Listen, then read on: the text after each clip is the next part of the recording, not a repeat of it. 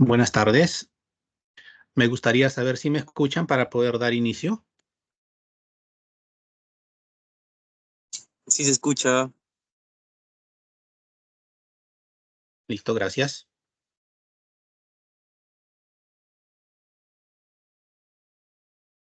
Bien, quien les habla es David Cárdenas, soy psicólogo ocupacional de la empresa ISA Ingenieros y en esta oportunidad vamos a desarrollar el tema liderazgo y motivación y también el tema de seguridad basada en el comportamiento. Y a continuación vamos a ver en el contenido de esta sesión qué temas vamos a tratar e iremos avanzando paso a paso en esta sesión con estos dos temas, liderazgo y motivación y seguridad basada en el comportamiento, de acuerdo a lo que solicita el Decreto Supremo 024.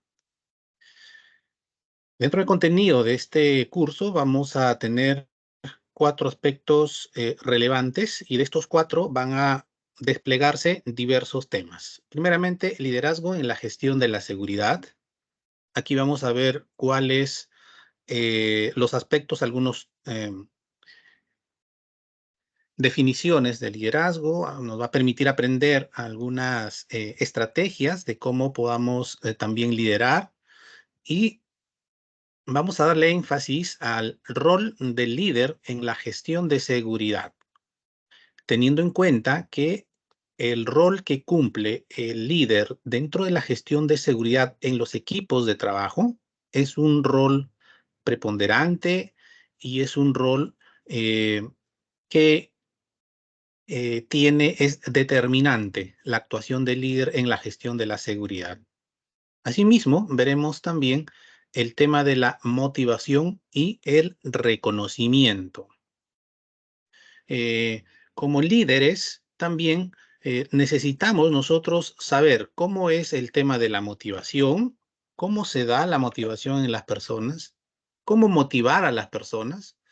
Y uno de los aspectos y estrategias que se necesita para poder eh, motivar a las personas es reconocer su trabajo, su esfuerzo, reconocer que el esfuerzo adicional, el plus que ponen en el trabajo y de esa forma también las personas se van motivando. Y finalmente, veremos también aspectos importantes acerca de lo que es la seguridad basada en el comportamiento, con las siglas SBC.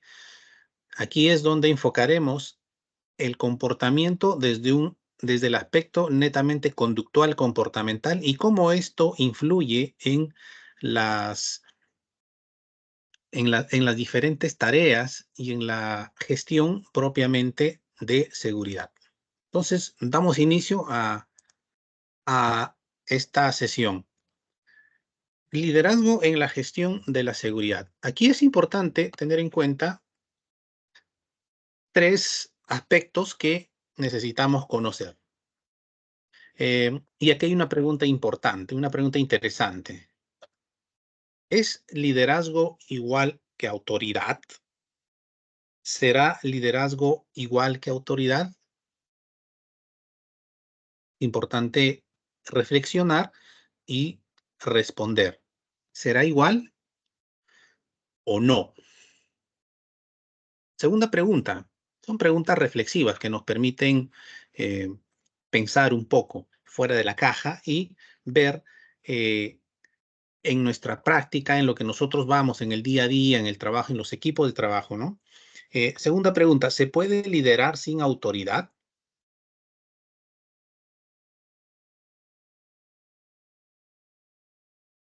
¿Se podrá liderar sin autoridad? ¿Se puede tener autoridad pero no liderar? Cuando hablamos de liderazgo, hablamos de dos tipos de liderazgo. Un liderazgo que es formal, del término formalismo. El liderazgo formal tiene que ver con el puesto jerárquico que una persona ocupa dentro de una organización. Por ejemplo, supervisor, coordinador, jefe, gerente, etc. todos los puestos que ocupan cargos administrativos o cargos de mayor responsabilidad, se refiere al liderazgo formal dentro de una organización, como parte además de un organigrama. Entonces, en el liderazgo formal es la autoridad que las empresas y organizaciones otorgan a aquellas personas que cumplen este rol. En cambio, existe otro tipo de liderazgo, el liderazgo informal. Cuando hablamos de liderazgo informal, aquí nos referimos a que una persona no necesariamente tiene que ocupar un puesto jerárquico dentro de una organización para que pueda liderar o tomar las riendas de un equipo. Porque el liderazgo informal tiene que ver específicamente con la influencia que una persona puede tener en los compañeros de trabajo, en los colegas, pero que esa influencia no necesariamente, y esa autoridad que pueda tener esta persona, no necesariamente está dotada por una organización. En el liderazgo informal, las personas muchas veces desarrollan habilidades, estrategias, competencias de tipo sociales, competencias blandas, que les permiten influenciar en otras personas. Y esa influencia, no estamos hablando de una influencia positiva o negativa, estamos hablando simplemente de una influencia. Y si es positiva, muy bien, genial, pero no necesariamente la influencia es positiva. Entonces, cuando nosotros hablamos de un liderazgo informal, estamos hablando de las personas que tienen la capacidad de poder influenciar en las personas. Influenciar en las personas sin necesariamente tener una autoridad que le da la organización. Esa es la diferencia entre un liderazgo formal y un liderazgo informal. Ahora, teniendo estos dos conceptos más o menos claros, entonces responderíamos las tres preguntas reflexivas, ¿no? ¿Es liderazgo igual que autoridad? No necesariamente. No necesariamente. Puede ser que sí, puede ser que no. ¿Se puede liderar sin tener autoridad? ¿Puedo yo liderar sin tener autoridad? Sí. Una persona puede liderar sin tener una autoridad formal de una organización. Dependerá del grado de influencia que una persona tiene en sus compañeros de trabajo, en sus colegas. Ese grado de influencia le da ese poder adicional, es decir, ese poder llamado liderazgo, la capacidad de influenciar. Tercera pregunta, ¿se puede tener autoridad pero no liderar, no necesariamente liderar? Sí. Una persona puede tener un cargo jerárquico, puede tener una autoridad formal, pero no necesariamente liderar.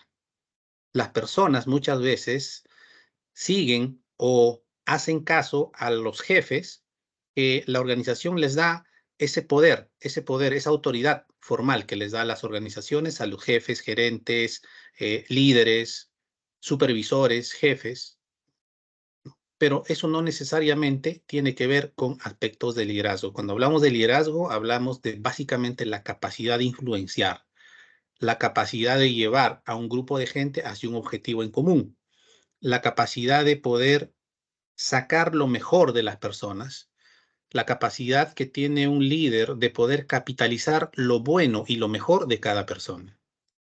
Entonces, cuando nosotros hablamos de liderazgo, un liderazgo positivo tiene que ver con la influencia positiva de llevar a la gente con esa influencia que tengo hacia un objetivo en común y un objetivo que tiene que ver con aspectos positivos, sacar lo bueno, capitalizar lo bueno de las personas.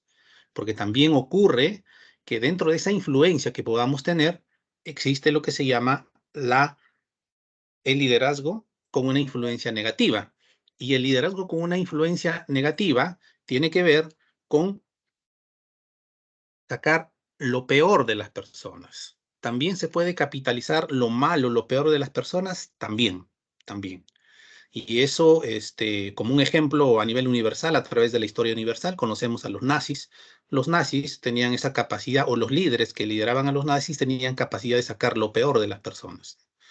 Entonces, estamos hablando de la Segunda Guerra Mundial, ¿no? Entonces, un liderazgo también puede sacar lo peor de las personas, un liderazgo negativo, pero un liderazgo orientado hacia lo positivo, pues está orientado que en esa influencia, en esa convivencia, influenciamos en las personas y capitalizamos y sacamos lo mejor, la parte buena de las personas.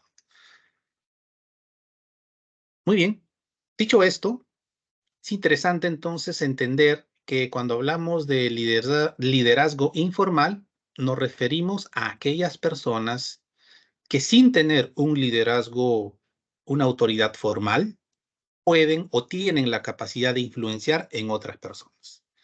Y si esa influencia es positiva, pues mucho mejor, mucho mejor. Estamos hablando entonces de un liderazgo adecuado. Y dentro de la gestión del liderazgo, en la gestión de seguridad del líder, pues aquí hemos colocado algunas preguntas que también nos permite pensar, nos permite reflexionar. Em, los que planean los trabajos son los líderes, los jefes, los capataces, aquellas personas que tienen un liderazgo formal. Aquellas personas también que influencian son aquellas quienes dan las órdenes, las instrucciones, los procedimientos, el ABC de la tarea y de los procesos, ¿no? Eh, También los líderes asignan las responsabilidades a los equipos de trabajo y en algunas ocasiones tienen que sancionar cuando la situación lo amerita y cuando la situación se presta para sanciones. También el líder es el quien sanciona las faltas y dependerá de su reglamento interno de trabajo de cada organización. eh, y quien da los reconocimientos, aquellos reconocimientos que pueden ser de tipo tangibles o de tipo intangibles, son también los líderes.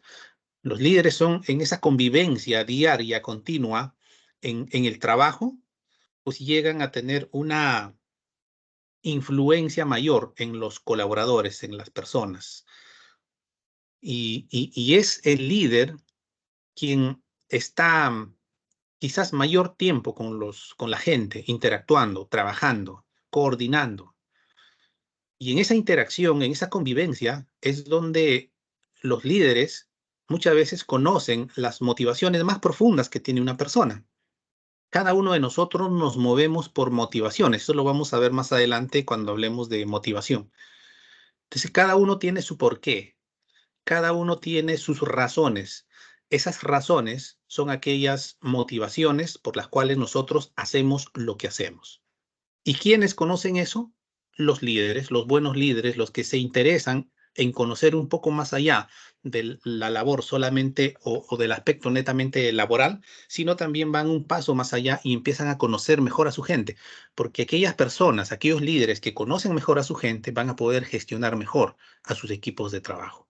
Entonces yo no puedo gestionar, si soy líder, también no puedo gestionar a personas que no conozco o que tengo una relación muy no tan cercana, sino lejana, con mis colaboradores, ¿no?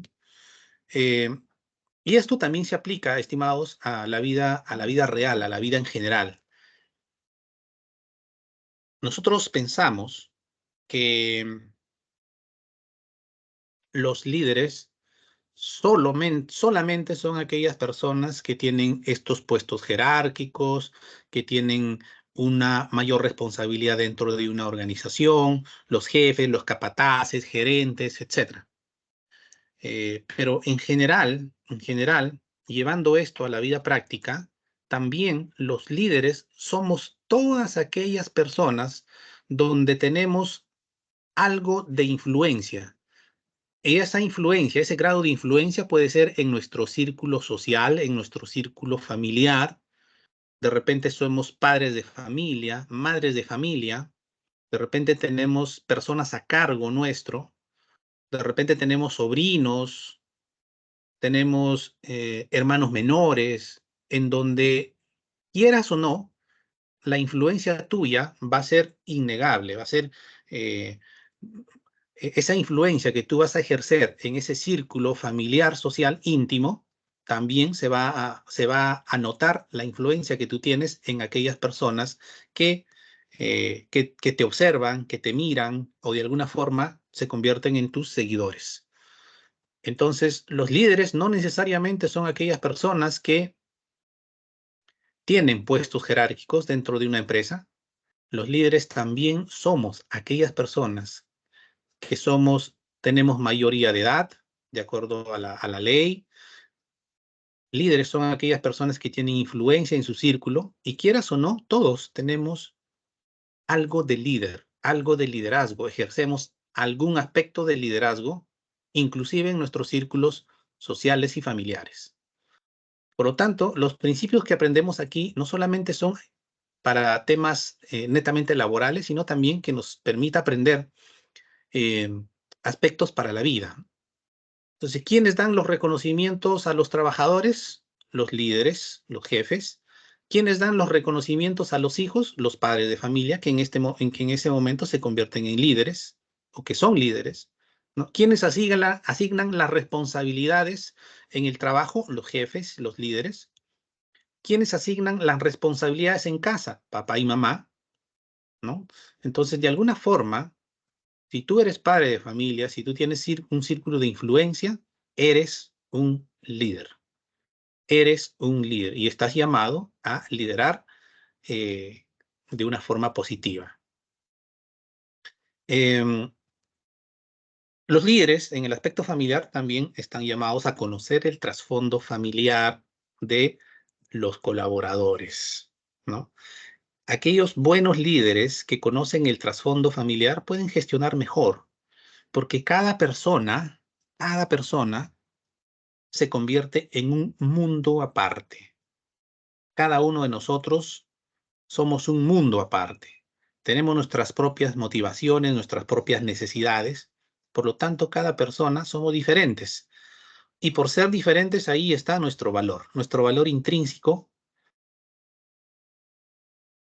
es no por lo que nosotros tengamos, simplemente por el hecho de existir, la persona ya tiene de por sí un valor intrínseco. Entonces, cada uno de nosotros tenemos un valor intrínseco simplemente por el hecho de existir.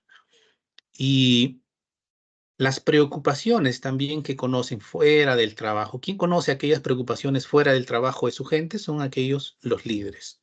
Como dijimos, la convivencia diaria y constante es donde se conoce muchas veces el trasfondo familiar del trabajador, del compañero de trabajo, sus preocupaciones, sus necesidades y sus motivaciones propias. Entonces, si nosotros reflexionamos realmente en todo lo que vemos en esta lámina, en realidad nuestro liderazgo, si nosotros ejercemos liderazgo en el trabajo, no necesariamente nuestra orientación es para el cumplimiento de objetivos, de procesos y de tareas, sino el liderazgo va mucho más allá solamente del cumplimiento de objetivos laborales. El cumplimiento de objetivos laborales es correcto, está bien, y es a lo que debe aspirar cada líder, cada buen líder, pero también tiene que ver con la gestión de la persona. Y la gestión de la persona es justamente todas estas preguntas reflexivas que nosotros vemos aquí en la lámina, ¿no? Entonces, ¿cuánto influye realmente el líder en la gestión del trabajo, en la gestión de la seguridad? Influye bastante. El rol que cumple el líder es un rol protagonista, protagonista. ¿Y por qué es protagonista? Vamos a ver a continuación también algunos aspectos importantes. ¿Por qué somos protagonistas como líderes en la gestión de la seguridad? Hablando del tema básicamente de seguridad, es porque los líderes son aquellas personas que articulan las actividades operativas, las actividades propias del core de negocio de la empresa frente a las demás actividades de seguridad. Es decir, cuando nosotros hablamos de seguridad, de liderazgo en seguridad, tenemos que tener en cuenta que la seguridad en las organizaciones no lo hace un área específica. Por ejemplo, el área de seguridad, el área de SOMA, el área de HSE, tienen nomenclaturas distintas de acuerdo a diferentes rubros de la empresa, ¿no? No solamente es responsabilidad del área, sino es responsabilidad también del líder operativo, porque es el líder operativo quien articula los aspectos netamente operativos con los aspectos con la gestión de seguridad. Entonces, no solamente es responsabilidad de un área, sino es responsabilidad del líder la seguridad de sus colaboradores, la seguridad de aquellas personas que trabajan bajo la tutela o bajo la supervisión del líder del equipo de trabajo. Por lo tanto, líder también está llamado a gestionar adecuadamente el comportamiento de la gente, a gestionar las personas que tiene a su cargo, al equipo de trabajo que tiene a su cargo. Por lo tanto, es necesario que el líder debe entender que es bueno y es positivo y saludable destacar las buenas prácticas, aquellas iniciativas que el colaborador pueda tener, destacarlas y además, premiar, recompensar, fortalecer las conductas seguras. Cuando los líderes operativos están en campo o están verificando los trabajos que están haciendo el personal, el equipo de trabajo en general, y detectan comportamientos y conductas seguras. Conductas seguras son aquellas conductas que permiten evitar o prevenir los accidentes de trabajo. Entonces, los líderes están llamados también a poder reforzar esas conductas con una felicitación, con una retroalimentación, ¿no? Ese reconocimiento es de tipo intangible, intangible. Entonces, ¿cómo nos sentimos cada uno de nosotros cuando vemos que estamos desarrollando nuestro trabajo adecuadamente y de repente aparece nuestro líder, nuestro jefe, nuestro capataz y nos felicita, nos refuerza ese buen trabajo, ese compromiso que le ponemos, esa, ese plus, ese esfuerzo que nosotros estamos haciendo es recompensado, es reconocido? Entonces, esto trae un impacto positivo en nuestras emociones porque a todos nos gusta ser reconocidos. A todos nos gusta ser premiados por nuestro esfuerzo, ¿no? Entonces, el líder también tiene la tarea de identificar conductas buenas, conductas seguras, de identificar buenas prácticas, iniciativas que mejoren de repente los procesos productivos, las tareas, ¿no? Y eso es bueno que los líderes seamos conscientes de que las personas a quienes nosotros lideramos, nuestros equipos de trabajo, también están ávidos a ser retroalimentados, a ser reforzados y a ser felicitados, a ser premiados si la situación lo amerita, si la situación lo amerita. Entonces, ¿qué hay que premiar? Hay que premiar las buenas conductas. Las buenas conductas hay que premiar.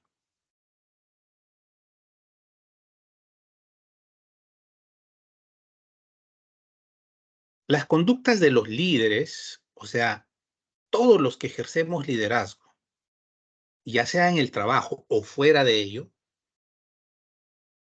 todo lo que nosotros hacemos se constituyen en mensajes, en mensajes. Esto es importante que cada uno de nosotros podamos internalizar y reflexionar. Lo que tú dejes o hagas o dejes de hacer, se constituye en un mensaje para las personas que te ven, que te siguen, o que te admiran, o que te observan simplemente. Todo lo que tú hagas, nosotros somos como un libro abierto. Y en ese libro abierto, las personas que nos observan, los seguidores, nuestros colaboradores, nuestros hijos, nuestros compañeros de trabajo, observan nuestros comportamientos, nuestras conductas, nuestras actitudes, ¿no? Entonces, es importante que nosotros podamos reflexionar que las personas nos están observando y hay que ser congruentes con lo que decimos y hacemos.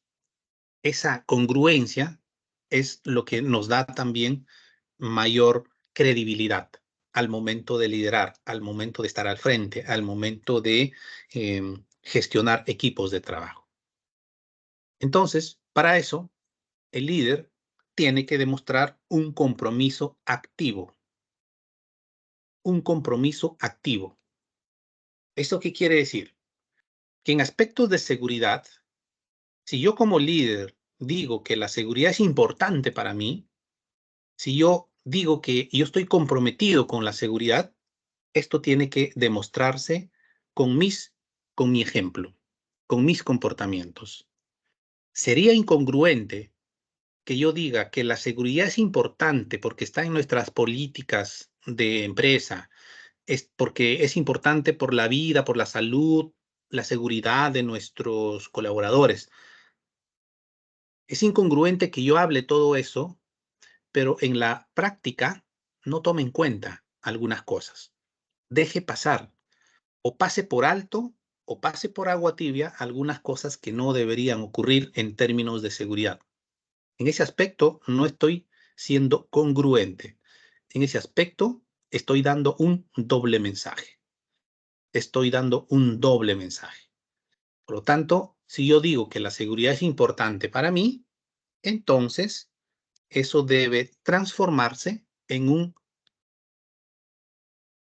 comportamiento visible, en un comportamiento que realmente influya en las personas positivamente y que las personas cuando vean mi comportamiento digan, sí, realmente este líder nos predica la seguridad y también vive la seguridad. Entonces, la mejor prédica es con el ejemplo. Es ahí donde yo estoy teniendo un compromiso visible, un compromiso visible. Y en esta lámina que ustedes observan aquí, también esta lámina de estas dos señoras y cada uno con sus hijos, también nos dice algo, nos da un mensaje, un gran mensaje. Nos da un gran mensaje. Lo que decíamos, predicar con el ejemplo. Yo no puedo modificar, yo no puedo tratar de mejorar la conducta de alguien si esa conducta en términos de seguridad yo no los estoy también practicando, ¿no? Entonces, ¿qué pasa? Cuando yo digo que la seguridad es importante para mí y eso no se ve reflejado en mis actos, en mis hechos concretos, estoy dando un doble mensaje al colaborador, a la persona que me sigue, a la persona que me observa, ¿no? Esto pasa lo mismo cuando un niño abre la puerta y la persona que está buscando afuera le dice, niño, llámale a tu papá, ¿no? Y el niño le dice, mi papá no está. Mi papá dice que no está. Dice que no está, ¿no? Entonces, el niño lo que va a creer más es en la actitud, en el ejemplo, más que en las palabras del padre. Lo mismo ocurre en el ámbito laboral. En términos de seguridad, si yo como líder no demuestro mi compromiso visible frente a la seguridad, si yo digo A, pero hago B, entonces no hay congruencia. Y en todo, estimados, en todo, necesitamos ser conscientes de que es requisito indispensable ser congruentes con nuestro discurso y con nuestros hechos. Las personas confiarán en nosotros, nuestros hijos confiarán en nosotros si nosotros demostramos también y predicamos con el ejemplo. Las personas no nos creerán. Si somos líderes y estamos estamos contradiciendo nuestras palabras con nuestros hechos, los líderes tal vez nunca las personas que nos observan, tal vez nunca se acerquen a nosotros y nos digan, oye, me parece que tú hablaste una cosa, pero haces otra. Tal vez nunca nos lo digan, pero eso se va a notar en el tipo de compromiso que ellos tengan con la organización, con mi persona como líder, ¿no? No siempre las personas serán honestas con nosotros, pero sí habrán actitudes que tú notas en las personas y te preguntarás por qué. ¿Por qué son reacias? ¿Por qué tienen, si yo estoy siendo congruente? A lo mejor sí, a lo mejor no. Es cuestión de que cada uno pueda revisar, ¿no? ¿Cuán congruente estoy siendo en los aspectos de la vida cotidiana y en los aspectos de seguridad dentro del ámbito laboral? Entonces, es importante que yo pueda predicar siempre con el ejemplo. Y cuando yo predique con el ejemplo, tendré mayor autoridad moral de que las personas también que están bajo mi cargo, de que las personas donde es mi campo de influencia, también se puedan alinear a lo que yo, a lo que, a lo que yo tal vez tengo como meta o tengo como referencia, ¿no? Pero si yo no soy congruente con mis acciones y con mis palabras, lo más probable es que mi equipo sea un equipo desunido, un equipo de repente que tengan cuestionamientos internos, conflictos internos, que hayan subgrupos dentro de un equipo de trabajo. Entonces, sí necesitamos tener en cuenta de que como líderes necesitamos nosotros unir al grupo. Necesitamos nosotros que el grupo o el equipo de trabajo pueda apuntar a un solo objetivo. Eso se logra, una de las características principales y primordiales de todo líder es siendo congruente, generando confianza.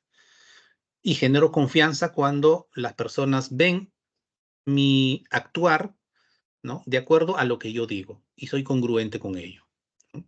De lo contrario, tendremos muchas dificultades y nos preguntaremos siempre por qué hay gente que no se alinea, por qué hay gente que no, o por qué hay divisiones en mi equipo de trabajo, ¿no?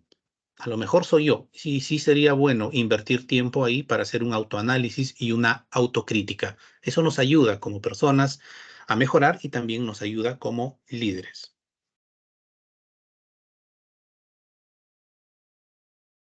Em, Aquí hay una reflexión importante, ¿no? Y esto también es importante que lo podamos internalizar. Si a mí como líder no me interesa de forma sincera y consistente la seguridad, ¿creen que a mi equipo de trabajo también le interesará de forma sincera y consistente la seguridad? Si es que a mí como líder no me interesa, o por lo menos eso demuestra en mi actuar y en mis actitudes. Yo creo, yo creo que si yo digo que la seguridad es primordial, está en nuestras políticas, que la seguridad y la salud de nuestra gente es muy importante dentro de nuestra empresa, pero a la hora de la hora de repente permito como líder, como supervisor, actos subestándares, permito de repente condiciones, trabajar en condiciones que se prestan para un accidente de trabajo, y de repente como líder hago caso omiso o de repente paso por agua tibia ciertas cosas que no debería pasar en términos de seguridad, por lo tanto, lo que estoy diciendo es que realmente no es prioritario para mí la seguridad. De repente prioriza la producción, la operatividad, pero la seguridad no, ¿no? Entonces, eso genera nuevamente una contradicción entre lo que yo digo y lo que yo hago. Por lo tanto, si a mí como líder, realmente el tema de seguridad es muy importante, lo tengo en el ADN, lo tengo en las políticas, no solamente en las políticas en la pared, sino también vivo la política de seguridad y salud de mi empresa en el campo, trabajando, pues entonces, si eso refleja mis conductas y mis actitudes, también las personas que me ven serán influenciadas. Es tan simple como eso. Es tan simple, pero a la vez muy complejo, porque a veces las personas solemos ser contradictorias. Digo que me interesa mucho, pero al final no siempre ocurre eso.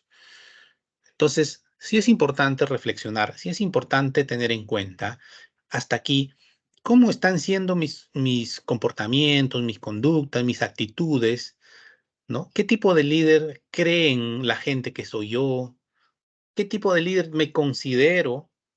¿No? Una cosa es mi opinión, otra cosa es la opinión de otras personas, de cómo me perciben otras personas, ¿no? Eso es importante también tener en cuenta. Es importante también recibir la retroalimentación y el feedback de las personas con quienes nosotros compartimos, trabajamos dentro de nuestros equipos de trabajo, porque son ellos aquellas personas que nos perciben, que tienen una opinión formada de nosotros y que no siempre es agradable escuchar, no siempre es agradable una crítica.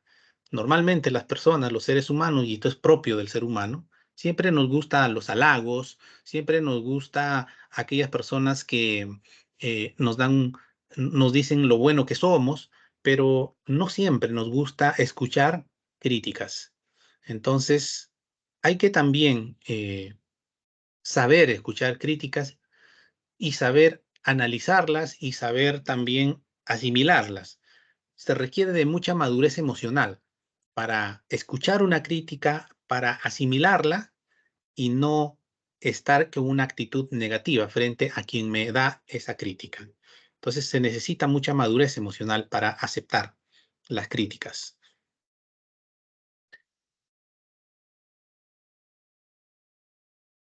Muy bien, hasta aquí.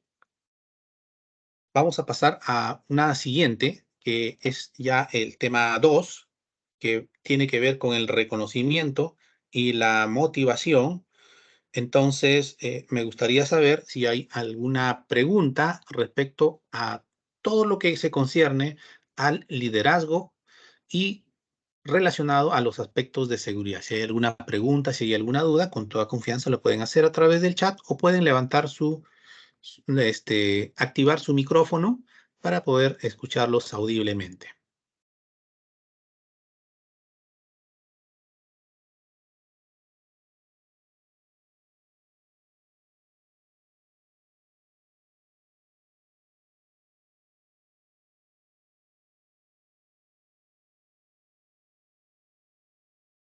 Avanzamos. Motivación y reconocimiento. Motivación y reconocimiento. Aquí vamos a ver aspectos que tienen que ver con la motivación de las personas, cómo se da una motivación y cómo está relacionado el reconocimiento con la motivación. Entonces vamos a ver aquí cómo es que las personas nos motivamos, de dónde nace la motivación, cómo se mantiene la motivación y cuál es el ciclo motivacional que todas las personas tenemos. Y cuando hablamos de motivación es el por qué haces lo que haces, el por qué estás donde estás, ¿no? Responde a varios porqués. Una persona que le gusta su trabajo, una persona que siente satisfacción con las labores que realiza, la lógica nos dice que tendrá un mejor desempeño laboral. Su desempeño laboral será muy bueno. Una persona que no está motivada, probablemente porque no disfruta tanto del trabajo que realiza, entonces su desempeño laboral no será el más óptimo. Por lo tanto, la motivación juega un rol importante porque la motivación tiene que ver con nuestras emociones. Cuando estamos muy motivados a realizar algo, nos sentimos optimistas, nuestra emocionalidad se activa, estamos tal vez contentos, alegres, pero cuando algo no nos gusta, cuando algo no le encontramos sentido a algo a alguna actividad, entonces como que nuestra motivación disminuye y empieza el aburrimiento, empieza tal vez la pena, la tristeza, ¿no? Y, y entonces nuestra motivación tiene que ver con estados de ánimo, con estados de ánimo. Hay días que nos levantamos muy motivados, hay días que no, hay días que nos levantamos renegando tal vez por alguna situación, circunstancia. Entonces, necesitamos nosotros saber qué cosa es la motivación y necesitamos también aprender a gestionar adecuadamente nuestras emociones. A eso se llama inteligencia emocional, que es la capacidad de gestionar adecuadamente nuestras emociones. ¿Esto qué quiere decir? Que si un día me levanté renegando por algún motivo, no puedo estar todo el día renegando. No puedo. ¿Por qué? Porque malograría mis relaciones interpersonales con mi familia, con mis amigos y en mi trabajo. Entonces yo tengo que aprender a regularme, tengo que aprender a controlar esas,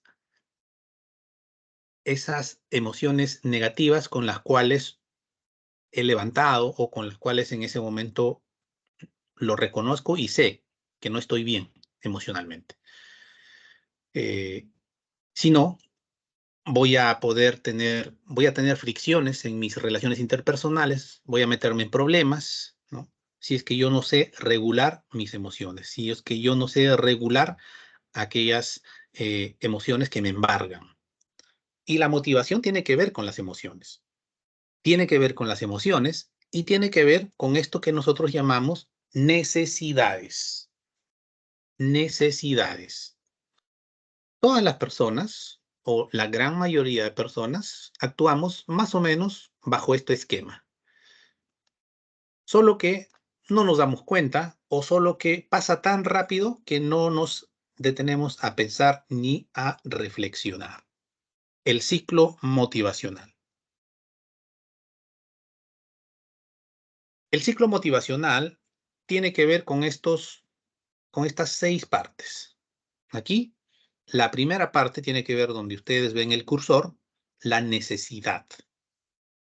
La necesidad, ¿qué nos va a llevar? La necesidad también es una forma de motivar. Hay diferentes necesidades. Las personas tenemos muchas necesidades, desde necesidades fisiológicas hasta necesidades de autorrealización. ¿Ok? Entonces, cada persona lo que va a mover, porque motivación tiene que ver con mover, con acción. Cada persona va a tener una necesidad de acuerdo a este ciclo. Aparece la necesidad me va a llevar a generar cierta tensión. Muy bien, vamos a hacer un ejemplo aquí. Vamos a decir que yo me quedo sin trabajo. Me quedo sin trabajo, no tengo trabajo. ¿Cuál es mi necesidad entonces? Encontrar un trabajo, insertarme en el mundo laboral y de esa forma suplir esa necesidad de trabajo que tengo. Esa necesidad me lleva a estresarme, a tensionarme. ¿Por qué? Porque si no tengo trabajo y tengo cuentas por pagar, pues esto me va a generar estrés, la tensión. La tensión. Y también necesito trabajar porque me mantengo activo, porque me siento productivo, porque es bueno para mí y yo soy consciente de que trabajar es bueno para mí. Entonces, todo esto entra dentro de lo que nosotros llamamos tensión o estrés. ¿Una necesidad te va a generar estrés? Sí. Ese estrés nos va a impulsar. ¿Nos va a impulsar a qué? Nos va a impulsar a realizar una conducta. ¿Y cuál es esa conducta? A la búsqueda. A la búsqueda de trabajo. En este caso, mi necesidad es la falta de trabajo. Entonces, ¿qué voy a hacer? Llamaré a mis contactos, mandaré mi currículum vitae a diferentes organizaciones, pasaré de repente algunas entrevistas, ¿no? Estoy en búsqueda. Estoy en búsqueda. Y esa conducta de búsqueda tiene que ver con todas las acciones que la persona realiza para suplir esa necesidad. Muy bien. Y por ahí encuentro una empresa que me llama a una entrevista de trabajo y de repente pues quedamos en un acuerdo verbal, y posteriormente firmamos contrato con esta organización, con esta empresa. ¿Ok? Conseguí el trabajo, conseguí el trabajo. Y ese punto siguiente se llama saciedad. Saciedad quiere decir el conseguir suplir esa necesidad, cualesquiera que sea. En este caso estamos haciendo el ejemplo de que me quedé sin trabajo. Una vez que ya tengo saciada la necesidad de quedarme sin trabajo, entonces paso a la siguiente. Mi tensión, mi estrés, esa preocupación que yo tenía inicialmente, disminuye. Disminuye. ¿Y por qué disminuye? Porque estoy satisfecho. Conseguí el trabajo que quería o conseguí por lo menos nuevamente reinsertarme en el mundo laboral. Por eso la ansiedad, la tensión disminuye. ¿Ok? Hasta ahí. ¿Cuál fue la necesidad que yo tenía? Necesidad de trabajar. Conseguí, conseguí. Se redujo la tensión, temporalmente se reduce la tensión. ¿Ok? Pero ¿qué pasa? ¿Pero qué pasa? Aparecerá otra necesidad. Ya no la necesidad de buscar trabajo, porque tal vez ya en ese momento lo tengo, pero aparecerá otra necesidad. Y cuando empieza otra necesidad, nuevamente vuelve el círculo, este círculo virtuoso, si se quiere llamar. Este círculo virtuoso aparece cada vez que aparece una necesidad, cualesquiera que sea. Como dije, hay distintos tipos de necesidad. Necesidad fisiológicas, ¿no? De beber agua, de comer. Si no como me muero, si no como me enfermo, si no tomo agua, si no bebo líquido, mi salud se va a ver deteriorada. Hay necesidades de todo tipo, una necesidad económica. Hay otro tipo de necesidades, necesidades de realizarme, de autorrealización, ¿no? De estudiar algo, de emprender algo, ¿no? De iniciar algún proyecto o algún proyecto de vida. Cada una de nuestras necesidades nos va a llevar siempre por este camino, este círculo, que esto es un proceso, ¿no? Y la motivación se da justamente por las necesidades no cubiertas, las necesidades no satisfechas. Y constantemente este ciclo se va a repetir en nuestra vida, a lo largo de nuestra vida y a lo largo de las etapas de vida que nosotros pasamos. Obviamente, cada persona va a tener distintas necesidades. Cada persona va a tener distintas necesidades porque somos diferentes y porque lo que a mí me llama la atención, mi necesidad no siempre va a ser una necesidad para otra persona, no siempre. Simplemente por el hecho de que somos distintos.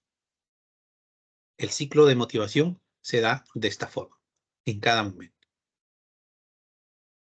Muy bien, hemos entendido entonces hasta ahí que la motivación se da por necesidades, se da porque respondemos a mi por qué hago lo que hago, por qué desarrollo lo que realizo, por qué estoy donde estoy. Esa es una motivación de tipo intrínseca, personal, individual. Pero cuando hablamos de motivación, también hablamos de motivación externa. Y la motivación extrínseca o externa tiene que ver con aspectos ya donde los líderes también generan ahí algunos aspectos para motivar a las personas. Es decir, ¿cómo o qué puedo hacer como líder para motivar a las personas? Quizás no tengo gente a cargo en este momento, pero sí tienes una familia, pero sí tienes un círculo de influencia, tus amistades, tu familia, ese círculo íntimo que es para ti, donde tú quieras o no, estás influenciando constantemente, ¿no? Entonces, Aquí hay una pregunta interesante, ¿no? ¿Cómo puedo motivar a los colaboradores? Ya en el ámbito netamente laboral, ¿qué es lo que puedo hacer? ¿Qué aspectos debo tomar en cuenta para motivar a los colaboradores?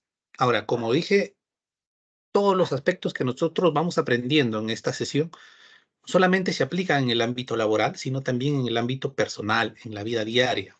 ¿Cómo puedo motivar a las personas? ¿Cómo puedo motivar a mis hijos? ¿Cómo puedo motivar a aquellas personas donde yo tengo ese círculo o esa influencia? Vamos a ver entonces algunos aspectos de suma importancia.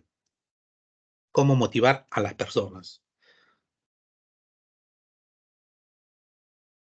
Hay un término que se aplica bastante en cuestiones de motivación y en cuestiones de liderazgo.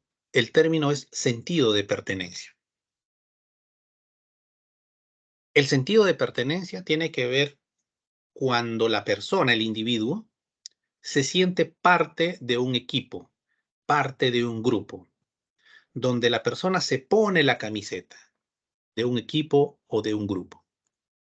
En el aspecto netamente laboral, es cuando la persona o el colaborador se siente parte de la organización, de la empresa y se pone la camiseta de la empresa, por lo tanto, brinda su compromiso. Una persona solamente estará comprometida si tiene el sentido de pertenencia desarrollado para el equipo al cual se siente o al cual se siente que pertenece. ¿Ok? Si una persona no tiene sentido de pertenencia, entonces su compromiso será bajo frente a ese equipo al cual representa. Esto se da mucho en el deporte, esto se da mucho en los equipos de trabajo, netamente en las organizaciones, las empresas, y en el deporte se aplica perfectamente. Cuando un jugador de cualquier disciplina está comprometido, representa a su país, representa a su equipo, tiene ese sentido de pertenencia desarrollado, eso se verá en la cancha, se verá en el momento que ejecuta su trabajo. El trabajo de un deportista es jugar, competir, ¿no? Pero cuando una persona no tiene ese sentido de pertenencia, se le va a ver opacado, parco, ¿no? Apagado, como decimos coloquialmente, ¿no? Pero cuando una persona tiene el sentido de pertenencia, está desarrollado su sentido de pertenencia, pues literalmente va a dar la vida, va a dejar la piel por ese equipo o por esa organización o por esa familia. Entonces, aplicando esto a la vida familiar, también se da el sentido de pertenencia.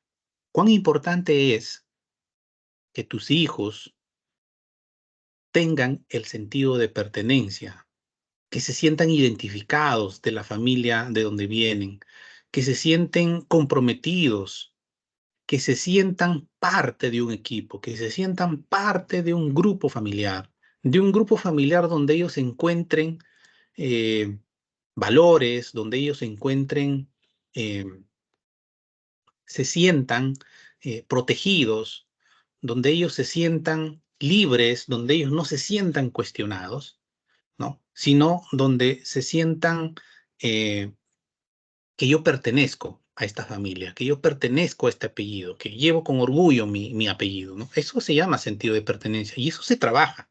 Esto no viene por defecto, esto no viene por casualidad, esto se trabaja. Los líderes estamos llamados a trabajar el sentido de pertenencia con los colaboradores. Los padres de familia están llamados a trabajar el sentido de pertenencia con sus hijos en la familia donde ellos lideran, donde ellos son cabezas de hogar, ¿no? Creando identidad. Creando identidad. Y la identidad no solamente es decir, llevas mi apellido y ya tienes que tener el sentido de pertenencia. No, esto se trabaja. Este es el trabajo, esta es la obligación de los padres, generar ese sentido de pertenencia, que el niño, la niña, el adolescente, el joven se sienta parte de una familia funcional, de una familia fortalecida, ¿no? Y es ahí donde se genera una buena salud mental, donde, el, donde crece un ambiente sano, un ambiente saludable, y cuando un niño, una niña se desarrolla en un ambiente saludable, lo más probable que sea también un un adulto responsable y un buen ciudadano, una buena ciudadana que aporte a su comunidad, ¿no? Esto tiene mucho que ver lo que las familias hacen y la forma como se va llevando la educación de los hijos, ¿no? En el trabajo pasa exactamente algo similar, el sentido de pertenencia. Y para que una persona sienta que, que, que pertenece a un grupo o a un equipo de trabajo, pues es importante este segundo punto, que la persona sienta que su trabajo es importante. ¿Cómo hago sentir a mi colaborador que su trabajo es importante? ¿No? ¿Cómo hago sentir que su trabajo es importante? ¿No? A veces nosotros podemos pensar que él ya sabe que su trabajo es importante, él ya sabe que las metas están ahí. Sí, pero nos hemos dado el tiempo de acercarnos, nos hemos dado el tiempo de hacerles saber que su trabajo es importante para la organización, para el área de trabajo, para los objetivos de la empresa, ¿no? Le hemos mencionado, le hacemos sentir que realmente su trabajo es importante. Sí sería importante, sí sería indispensable cuestionarnos y reflexionar. Las personas que trabajan contigo o que van a trabajar contigo se sientan parte de los logros, de los objetivos alcanzados, de las metas cumplidas. Esto es importante tomar en cuenta porque los logros, porque cada persona, cada área de trabajo, cada labor forma parte de un gran engranaje. Ese gran engranaje es el área de trabajo o puede ser la organización. Cada aporte que tú das, cada aporte que un colaborador da desde su marco de referencia, desde su labor, ¿no? Forma parte de un gran engranaje llamado empresa, ¿no? En este caso, Confipetrol.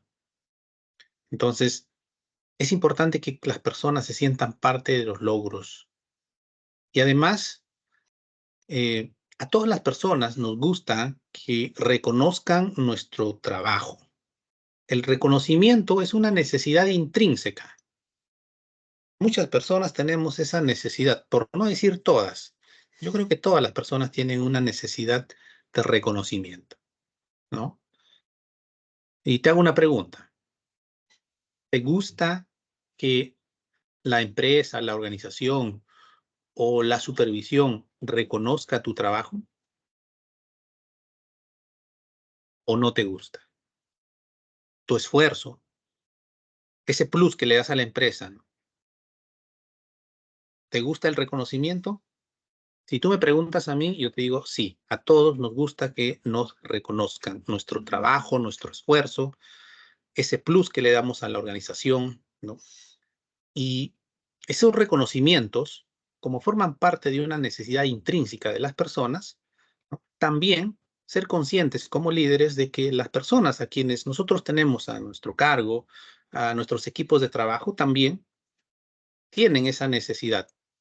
No te lo van a decir, obviamente, no te lo van a expresar de manera abierta, pero sí todos tenemos esa necesidad de reconocimiento por el trabajo, por el esfuerzo.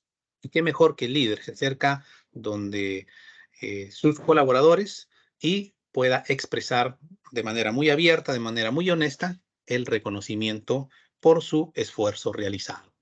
Esto tiene mucho que ver con la motivación. Pero si no nos reconocen, si damos ese plus adicional y em, no sentimos que reconocen nuestro esfuerzo, pues entonces la desmotivación va también a aparecer como un fantasma. Los líderes también tienen que saber que a veces hay que aplicar reglas, normas, estamentos propios de la organización y que a veces ser justos es difícil. Es difícil porque a veces nos podemos parcializar con alguien o con un grupo y no ser justos en la aplicación de normas y reglas. Esto pasa mucho, lo he visto tantas veces en distintos escenarios, en donde a veces por la familiaridad, por la convivencia diaria que tienen los jefes, los líderes con algunos colaboradores, dejan pasar, pasan por agua tibia, pasan por alto ciertas eh, eh, faltas a las normas, a los reglamentos, inclusive a los aspectos de seguridad, ¿no? Se parcializan tanto que pierden objetividad. Se Y eso hace de que pierdan objetividad frente a la aplicación de normas y reglas. Y cuando las otras personas observan esto, lo ven como injusto. Lo ven como injusto. Entonces, eso es lo que tenemos que evitar. Eso es lo que se trata de evitar para no generar fricciones y no generar eh, incomodidades dentro de los ámbitos de trabajo. Hay que cuidarnos mucho de esto. Y yo sé que ser justos es difícil, pero hay que intentar serlo. Hay que intentar serlo eh, en la medida que nosotros podamos ser justos. Eso también refleja mucho la gestión del líder dentro de una organización o dentro de un equipo de trabajo. Las oportunidades, si bien es cierto, las oportunidades son para aquellos que quieren ver y que necesitan, pero también es importante, es bueno que se cree oportunidades para todos. Entonces, cuando las personas sienten que son tomados en cuenta para, para que puedan aspirar a algún, no sé, alguna situación de, de reconocimiento, ¿no? Cuando ellos sienten que las oportunidades es plana, es para todos, no hay inclinación. O sea, también tiene mucho que ver con la justicia o con la forma como ellos perciben la justicia que, se, que tiene el líder o la organización, ¿no? Entonces, eh, es bueno y es saludable que haya oportunidades para todos. Eh, la empatía tiene que ver también con el saber escuchar, el saber escuchar. Las personas, en general, todas las personas vienen cargadas emocionalmente, todas. Y tienen sus temas, pueden ser personales, familiares o laborales, ¿no?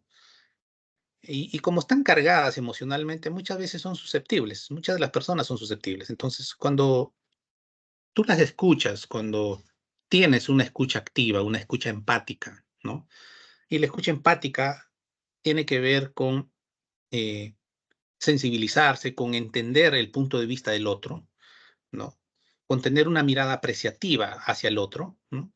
Y cuando eso es sincero y es honesto, pues las personas se dan cuenta de esto.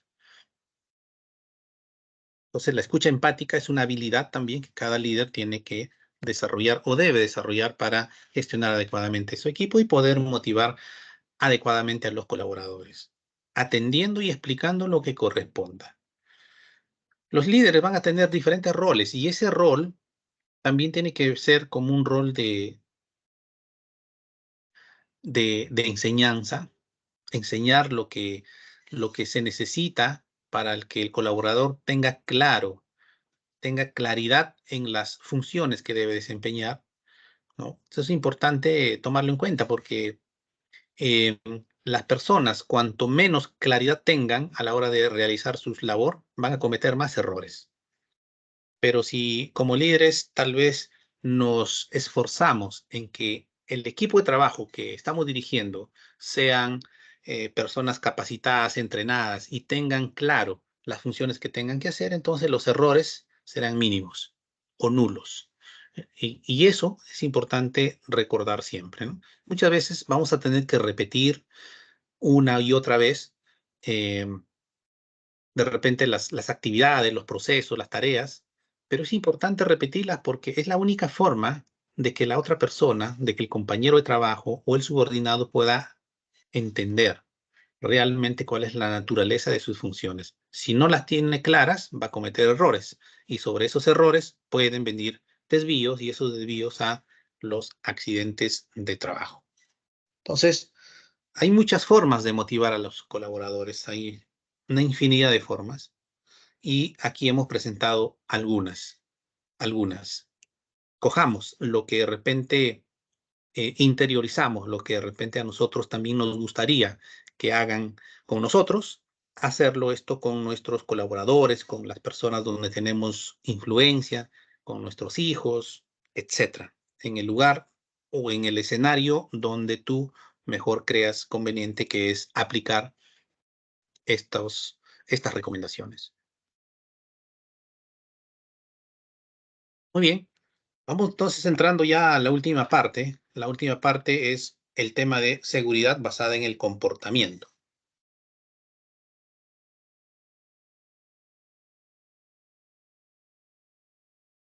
Hasta aquí hemos visto todo lo relacionado a liderazgo y motivación.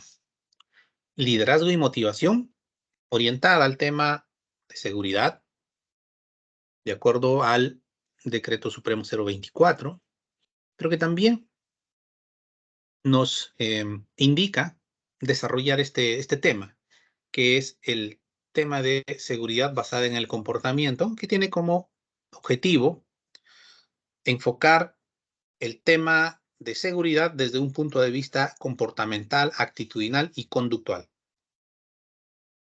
Este enfoque es netamente al comportamiento. Y vamos a también ver por qué en el comportamiento. También tiene su justificación del por qué darle énfasis al comportamiento humano relacionado al tema de seguridad.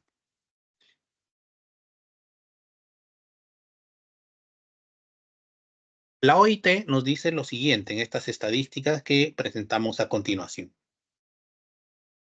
La Organización Internacional del Trabajo. Cada 15 segundos muere un trabajador en el mundo. Estas estadísticas son estadísticas globales. Cada 15 segundos muere un trabajador producto de un accidente laboral. En esa misma proporción de tiempo, cada 15 segundos, 153 trabajadores tienen un accidente laboral. Cada 15 segundos ya se están accidentando 153 trabajadores. Cada día, por día, mueren 6.300 personas, producto de un accidente de trabajo. Impresionante, ¿no? Y si esta cifra lo llevamos anualmente, más de 317 millones de accidentes existe en el trabajo. 317 millones de accidentes. Muchos de estos accidentes, o parte de estos 317 millones, son accidentes mortales, fatales. Y más de 2.3 millones de muertes por año, producto de los accidentes. De esos 317 millones de accidentes, 2.3 millones de personas mueren producto de un accidente de trabajo en el año. Es lo que nos dice la Organización Internacional del Trabajo. Muchos de estos accidentes, alto porcentaje de estos accidentes de trabajo, se dan por causas comportamentales, de acuerdo a los estudios. Entonces, aquí hay una pregunta. ¿Cuánto influye el factor humano en los accidentes de trabajo? En realidad, las cifras son alarmantes. Estos estudios son impresionantes porque nos dice que de cada 10 accidentes, 8 se dan por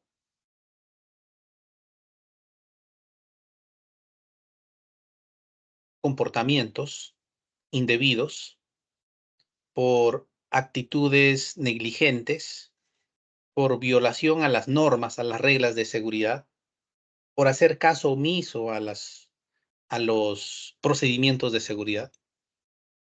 8 de cada accidente. En realidad es alto. En realidad es bastante alto. Por condiciones inseguras se dan Del 100%, un 10%. Condiciones inseguras. Estas condiciones inseguras tienen que ver con equipos de protección personal, tienen que ver con materiales, con herramientas, con equipos en movimiento, equipos estáticos. Las condiciones pueden variar de un día a otro o de un momento a otro, pero de acuerdo a los estudios, es una proporción mínima en comparación con los temas comportamentales, conductuales y actitudinales de las personas. Y solo un 2% se dan por causas imprevistas. Estas causas imprevistas pueden ser desastres naturales, pueden ser fenómenos naturales propios de la naturaleza, valga la redundancia, que a veces influye también en los accidentes de trabajo. Entonces, aquí los estudios nos dicen que alto porcentaje de accidentes de trabajo se dan por temas comportamentales y conductuales. Por eso la importancia del programa de seguridad basada en el comportamiento, porque pone su atención, pone su foco en el comportamiento humano. ¿Qué es lo que estamos haciendo las personas para accidentarnos? ¿Cómo debemos de tratar de modificar nuestras conductas para no accidentarnos, para minimizar estos índices que son bastante altos? Entonces, la influencia del factor humano es más o menos el 88% aproximadamente.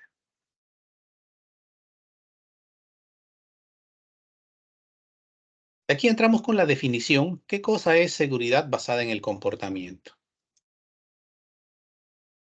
Este término, seguridad basada en el comportamiento,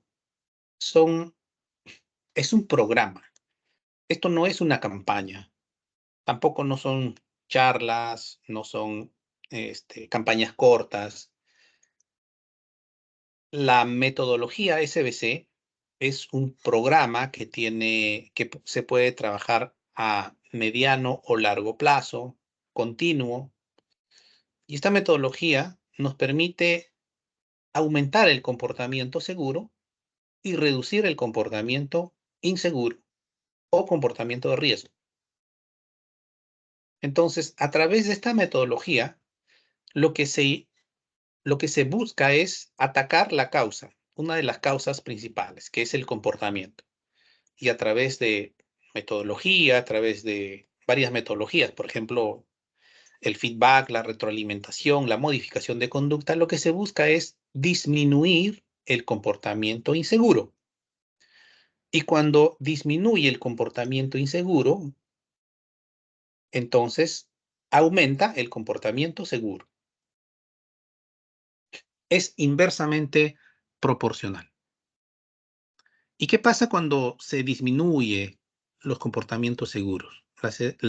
Los accidentes también disminuyen. ¿Por qué? Porque la persona ya se vuelve más consciente, porque la persona toma mejores decisiones respecto a la seguridad, porque la persona está actuando mejor, está cumpliendo cabalmente los aspectos de seguridad, por lo tanto se reduce la probabilidad de accidentarse. ¿Okay? Entonces, es eso, básicamente es un programa. Este programa tiene sus objetivos, tiene toda una metodología que no lo vamos a ver aquí a profundidad, pero sí vamos a ver algunos aspectos importantes. Entonces, la CBC tiene que ver con el aspecto conductual, con el aspecto comportamental. Si nosotros, por ejemplo, estimados, los aspectos de seguridad que aprendemos en la empresa nos llevamos a casa, esto repercute y es un aprendizaje significativo para todos nosotros. Porque si yo internalizo la seguridad en mi trabajo y con esa misma forma voy a mi casa, lo extrapolo a otros ámbitos de mi vida, entonces estoy aprendiendo significativamente. ¿Cuántos de nosotros, por ejemplo, en nuestras casas, al prender nuestra cocina, verificamos que realmente no haya una fuga de gas? ¿Cuántos de nosotros hacemos eso? Tal vez algunos, o tal vez nadie. pero en el trabajo sí lo hacemos. ¿Por qué lo hacemos? ¿Por qué lo hacemos? Porque nos obligan, porque de repente nos sancionan o porque realmente estamos convencidos de que la seguridad es importante. Puede ser por una de las varias razones mencionadas. Pero si yo llevo los términos de seguridad a mi casa y comparto con mis hijos, comparto con mi familia, entonces lo que estoy haciendo es extrapolar ese patrón de conducta proactiva, preventiva, en otros ámbitos de la vida. Y eso se vuelve para mí un componente esencial en mis comportamientos. Habré aprendido comportamientos positivos, comportamientos preventivos, y estaría reduciendo también los comportamientos de riesgo. Entonces, moraleja, si nosotros queremos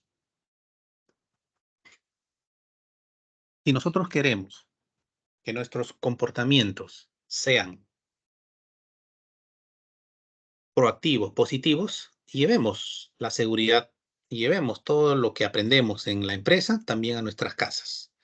Y de esa forma aparecerán dos cosas, dos ventajas. Primero, nosotros nos estamos comprometiendo más y estamos muy comprometidos e internalizaremos el tema de seguridad en nuestras vidas. Y en segundo lugar, estamos cuidando y protegiendo a nuestras familias.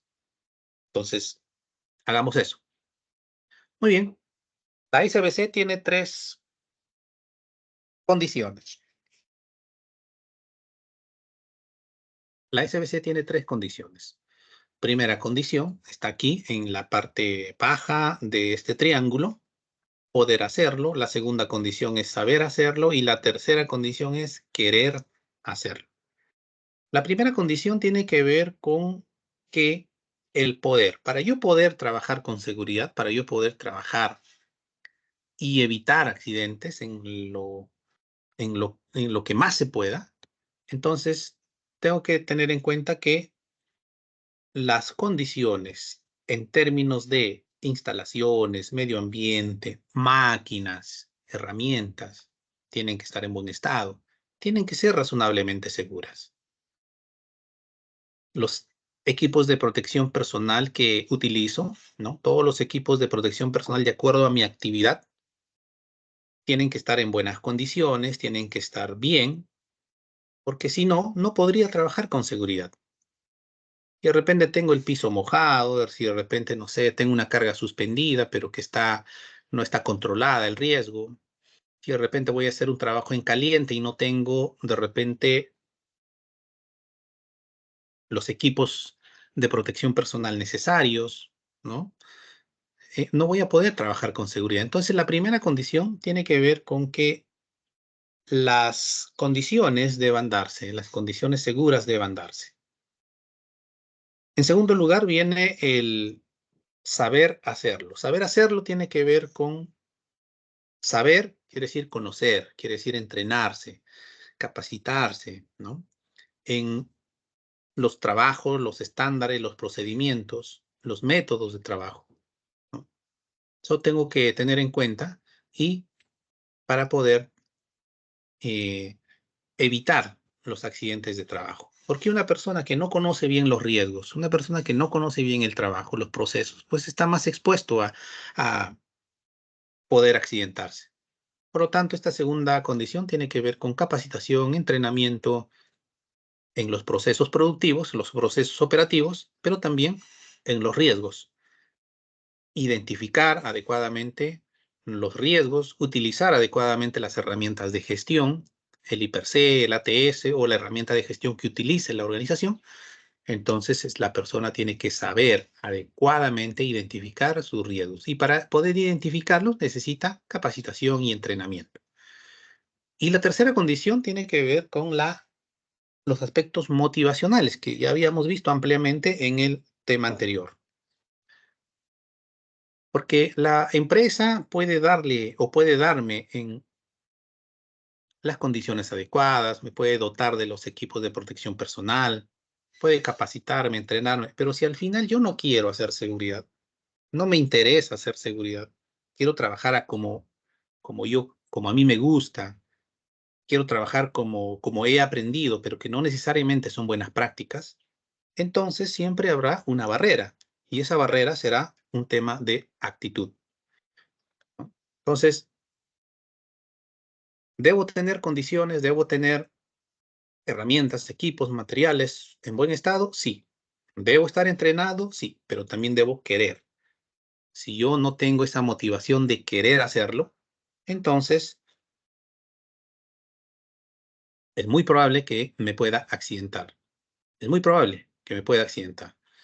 Las tres condiciones son indispensables. Ninguna es más importante que la otra. Las tres condiciones son muy importantes, tienen el mismo peso y hay que darle la debida importancia a cada una de estas condiciones en nuestra área de trabajo, en nuestra organización, para que podamos evitar los accidentes de trabajo. Las dos primeras condiciones tienen que ver netamente con el factor técnico y la última tiene que ver con el factor humano.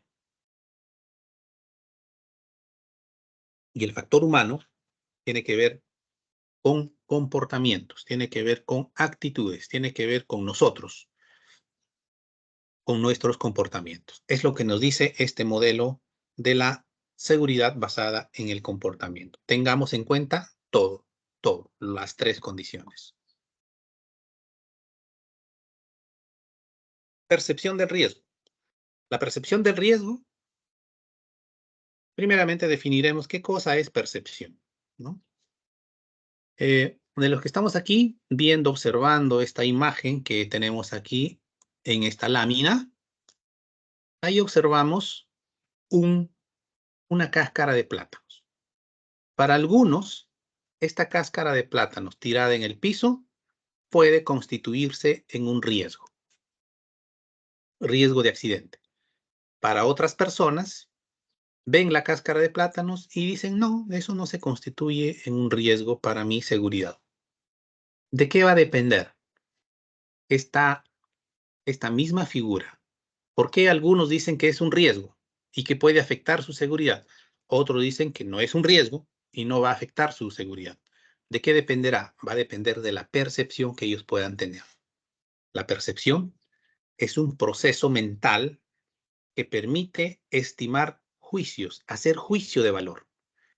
Y nuestro juicio de valor va a identificar si esto que yo estoy viendo aquí es un riesgo o no para mí. Ese juicio de valor me va a permitir tomar decisión. Entonces, si yo encuentro no sé, en el pasadizo donde estoy, laborando, trabajando, una cáscara de plátanos, y yo digo, no, ese es un riesgo para mí, y si yo lo piso, o de repente otra persona que viene atrás de mí pueda pisar sin darse cuenta y se puede lastimar. Entonces, ¿qué hago? Elimino el riesgo. Cojo el plátano y lo pongo en el tacho que le corresponde. Eliminé el riesgo. Eliminé el riesgo, pero solamente si yo percibo que esa cáscara de plátanos era un riesgo. Si no, no va a ser. ¿No? ¿Eso de qué depende? Depende de la percepción. Entonces, ¿qué cosa es percepción? Es la interpretación que tú le das a un objeto, a una situación, y tú esa interpretación la procesas, tu mente la procesa y finalmente se da a conocer si es un riesgo o no. Esa es la interpretación, esa es la percepción, es la interpretación, es el proceso mental para estimar juicios. ¿Ok? Entonces, ya con esta definición, ¿qué es la percepción del riesgo? La percepción del riesgo tiene que ver con la experiencia personal que tú tienes frente a los procesos, frente a la tarea, y si eso se constituye en un riesgo para ti y va a estar influenciado por la cultura, por los valores, por los aprendizajes, por las experiencias previas que una persona ya viene cargando, ¿no? Entonces, la percepción del riesgo tiene que ver, si yo observo algo, si yo observo una condición, yo observo un objeto, se constituye en un riesgo, entonces yo voy a proceder. Voy a proceder a controlar o eliminar ese riesgo. Pero pasa algo también en el ser humano, o con el ser humano pasa algo. Da la casualidad que cuando nosotros estamos constantemente en una tarea y tenemos mucha experiencia, tenemos mucha experiencia en una labor, da la casualidad que nos confiamos, entramos en un estado de complacencia. El estado de complacencia es cuando nosotros tenemos mucha experiencia en una determinada tarea, desarrollamos la tarea y nos confiamos. Algunas expresiones le llaman exceso de confianza. Ese exceso de confianza nos lleva a pensar de que somos personas invulnerables, que no nos va a pasar nada. Perdemos el sentido de vulnerabilidad. Lo cierto es que cuanto más desarrollamos una tarea, muchas veces perdemos el sentido de vulnerabilidad. Nos confiamos demasiado porque entramos en un proceso de complacencia. Y eso es peligroso. Eso es peligroso porque nos exponemos más a los riesgos. Entonces, siempre hay que tener en cuenta que nuestro sentido de vulnerabilidad, cuando yo me siento que soy vulnerable siempre, voy a cuidarme mejor. Así tenga mucha experiencia, así conozca la tarea, así conozca los procesos. Si yo tengo esa sensación de vulnerabilidad, entonces voy a tener mejor mis sentidos más agudos y siempre voy a estar andando con cuidado. Siempre voy a estar trabajando con cuidado. Entonces, por eso, siempre tengamos en cuenta que somos vulnerables, siempre, siempre. Así tengamos mucha experiencia en nuestra labor. El sentido de vulnerabilidad muchas veces nos puede salvar la vida, muchas veces nos puede salvar de un accidente de trabajo.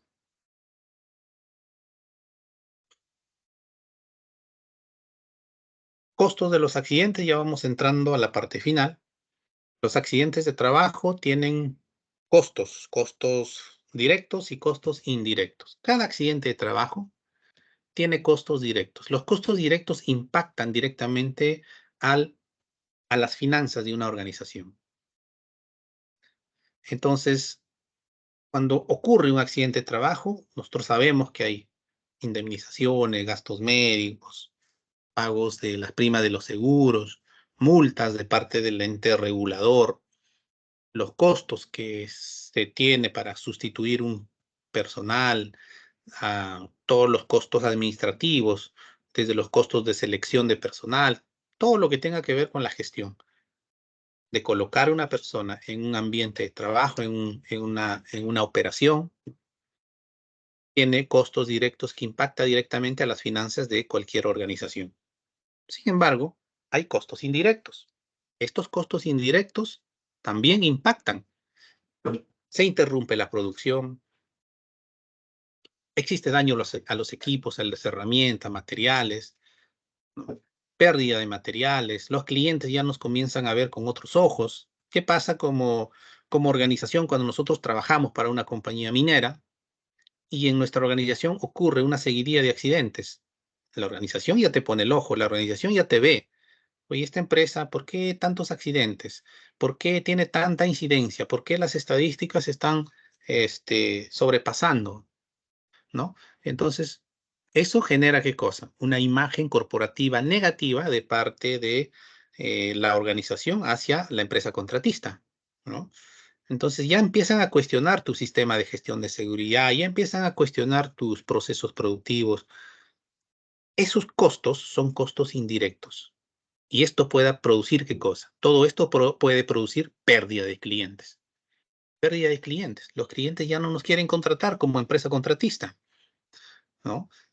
Entonces, es la imagen corporativa que está en juego cuando tenemos una seguidilla de accidentes de trabajo, cuando las personas se accidentan constantemente. Entonces, los clientes ya nos empiezan a ver, ya no con ojos de amigos, ¿no? Sino ya nos empiezan a cuestionar. Y eso es importante que tengamos en cuenta porque vestimos la camiseta de una organización. La seguridad basada en el comportamiento también es más efectiva si es que se implementa dentro del sistema de gestión de seguridad de la empresa, de la organización. La SBC no puede ir separada, no puede tener indicadores distintos. tiene que estar integrada con el sistema de gestión de la seguridad de la empresa y así será como un aliado estratégico. La SBC no te va a reemplazar nada, simplemente va a ser como un apoyo, como un aporte. Entonces, de esa forma tendrá un mayor impacto en nuestra organización. Y finalmente, la SBC hemos dicho que no va a reemplazar a los controles de acuerdo a nuestra jerarquía, que ya todos conocemos. La jerarquía de controles seguirán su curso, es parte de la gestión de seguridad, de acuerdo a la norma. Y la SBC, la seguridad basada en comportamiento, no reemplaza nada. La jerarquía de controles deberá seguir su curso normal, de acuerdo a estas 5 jerarquías de controles, ¿no? Eliminación del riesgo, sustitución, aplicar los controles de ingeniería, señalización, advertencia, todos los controles administrativos pertinentes y los EPPs, que es la última barrera en esta jerarquía de controles. La SBC es un apoyo, no reemplaza a nada. La SBC tiene su foco en el comportamiento humano y enfoca más a temas comportamentales, conductuales, actitudinales, a través de las herramientas del feedback, de la modificación de conducta y que de esa forma aporta a la gestión de seguridad de la organización. Muy bien, estimados, hasta aquí llegamos. Han sido los temas que hemos desarrollado: liderazgo y motivación y seguridad basada en el comportamiento. Si hubiera alguna pregunta, alguna duda, algo que quieran ustedes preguntar u opinar, con toda confianza pueden hacerlo a través del chat o también activan su micrófono y podemos interactuar estos cortos minutos que nos restan.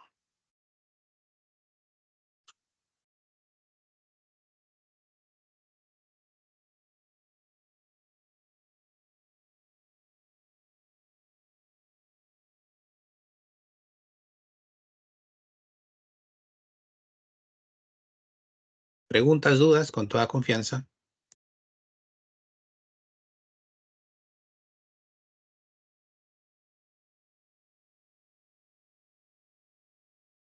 También se ha puesto en el chat el formulario de asistencia. Cada uno de nosotros debe llenar ese formulario. De esa forma, registraremos la asistencia a este curso. Aprovecho, gracias David, aprovecho para compartir también el link de la evaluación. Todo está en el chat. Muchísimas gracias.